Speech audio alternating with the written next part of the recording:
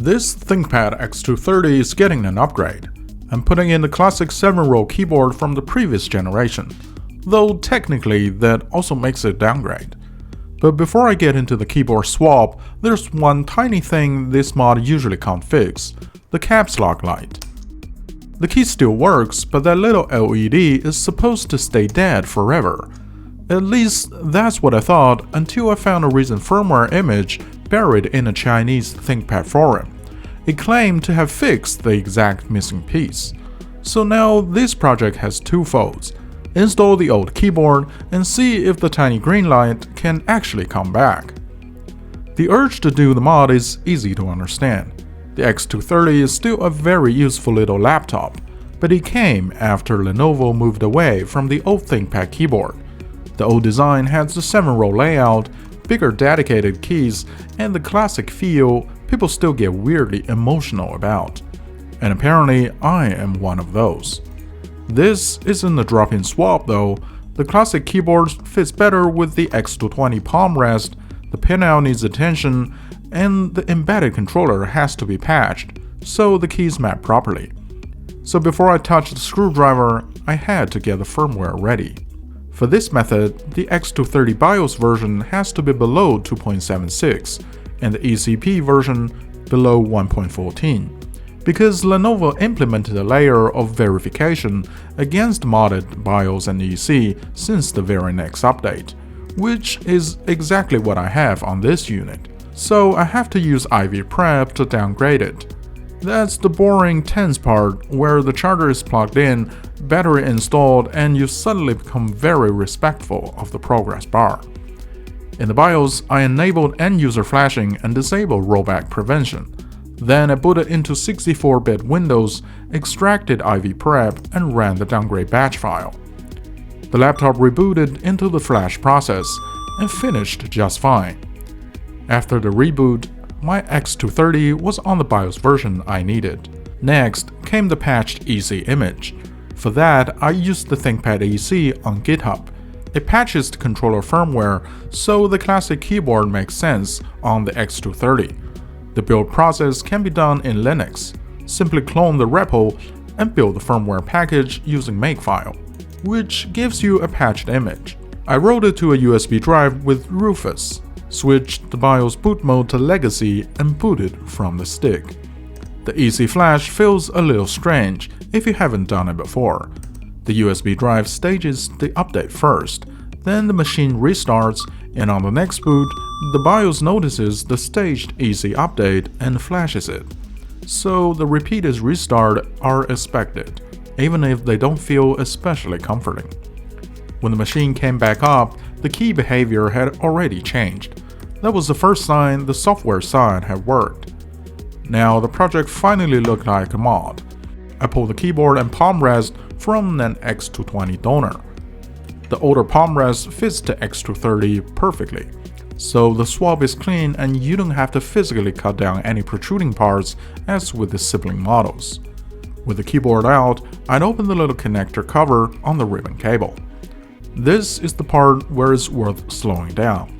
The pinouts on the two keyboards are slightly different, and some pins on the X220 keyboard can cause problems on the X230 motherboard. The common fix is to isolate them with tape.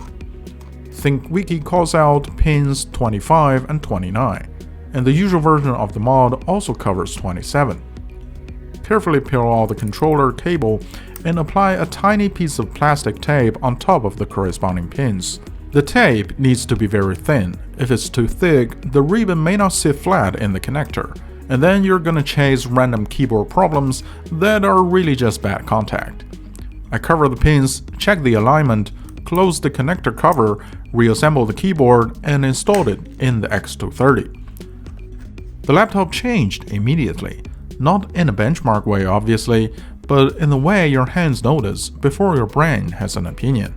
The key travel felt better, the layout made much more sense, and the dedicated keys were back where I expected them. The normal EC patch did its job too. The remapped keys worked, and the X230 had the keyboard I wanted. Except, of course, for the thing from the beginning, the missing caps lock LED. There were actually people trying to fix this, but the solution is definitely not something I'd call elegant. It involves adding a microcontroller, giving up the mSATA slot, and a good deal of soldering and routing wire through the chassis. Too much hassle for me. So I went back to the forum post from the beginning of the video. With Google Translate doing its best, I navigated through the post and finally downloaded the attachments. The reports of the patch weren't perfect across every model. X230 results looked promising, while some other machines sounded more mixed. That was enough for me though, since I only needed my X230 to work. In case you're curious about where does this exact patch come from and how this patch works technically, I'll explain them at the end of the video. I wrote the newer image to the USB, booted from it, and flashed the EC again.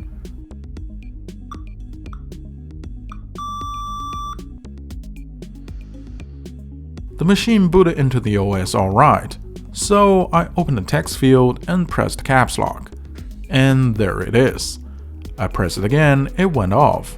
That's a stupidly small payoff, but after years of this part would never work, it felt great. I kept testing because firmware fixes love to embarrass you if you celebrate too early. I tapped on for a while, tried YouTube, played a few games, and checked the remapped keys again. The keyboard behaved normally, and so did the caps lock LED. It kinda shows why the X230 was loved by so many even today. This 12-inch laptop is still perfectly capable of most daily tasks you throw at it, while the design retains a great deal of elements from the OG IBM era. And for this project, it's exactly the kind of old ThinkPad spirit. A laptop that refuses to die, a community that keeps pushing the envelope, a quirky bug fix found from the other side of the internet. Hope you enjoyed this video, thanks for watching, and I'll see you in the next one. The fix came from the newer caps lock LED patch for ThinkPad EC as early as February 2026. The forum post made use of the GitHub patch and applied it when building the image file through command lines. It looks like the battery compatibility and some other classic patches are also included. The clever design of the patch wasn't adding extra board or wire to the machine, but instead using a different pin choice. The X220 keyboard has a tiny LED under caps lock. On the X230, that line can be routed through a controller pin that's normally used to check whether the keyboard has a backlight. But since the X220 keyboard doesn't have any backlight options, that path is entirely free. The patch makes use of the spare path. When caps lock changes, it sends a signal down that pin and turns the LED on and off. I've personally used the patch for more than a week and it's been very stable. The patch firmware is primarily for embedded controller where basic hardware actions like keybinds and LED lights are handled, so the risk of ruining the machine is relatively low. But do make sure you follow the correct procedure when downgrading and flashing your BIOS and EC. Lenovo already has implemented several guardrails throughout the process. You will need a working battery and have the machine connected to a power outlet before flashing any of the above firmware.